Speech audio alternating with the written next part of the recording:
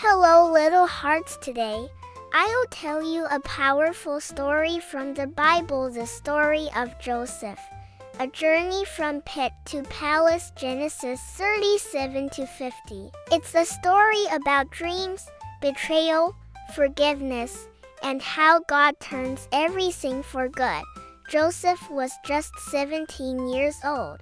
He lived in Canaan with his father, Jacob, and his 11 brothers. His father loved him so much because he was a child of his old age and was born by Rachel, his beloved wife. As a sign of his love, Jacob gave Joseph a beautiful coat of many colors, but this made Joseph's brothers very jealous.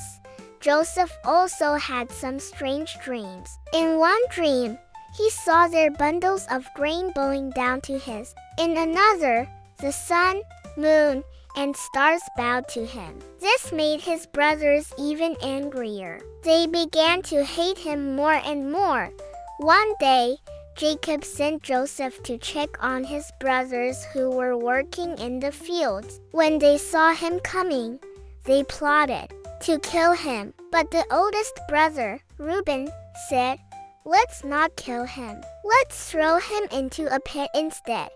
He was hoping to save Joseph later. So they stripped him of his colorful robe and threw him into a dry pit. While Reuben was away, some traders were passing by on their way to Egypt. Judah, another brother, said, "Let's sell him instead of hurting him."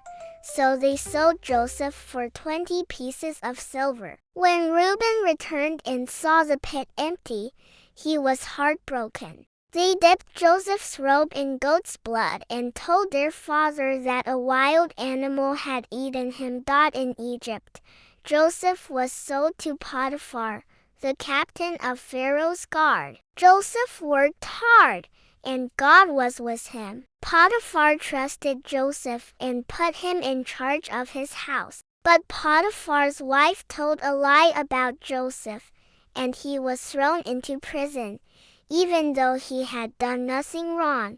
While in prison, Joseph met two men, Pharaoh's chief butler and chief baker. They both had strange dreams. With God's help, Joseph explained their meanings. He told the butler that he would return to Pharaoh's palace, and the baker would be executed. Joseph asked the butler to remember him and tell Pharaoh about him. But the butler forgot for 2 whole years. Then one day, Pharaoh had 2 strange dreams. In one, 7 fat cows were eaten by 7 skinny cows. In the other, 7 healthy heads of grain were swallowed by 7 thin ones. No one could explain them until the butler finally remembered Joseph. Joseph was brought out of prison. With God's help, he explained that the dreams meant 7 years of plenty were coming, followed by 7 years of famine. Pharaoh was amazed and made Joseph governor of Egypt, second only to Pharaoh himself. When the famine came,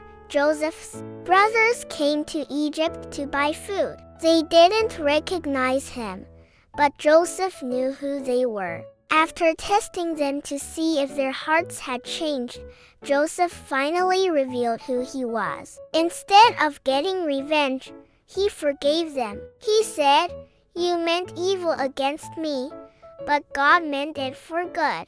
Joseph brought his father Jacob and the whole family to live with him in Egypt. Lessons for little hearts.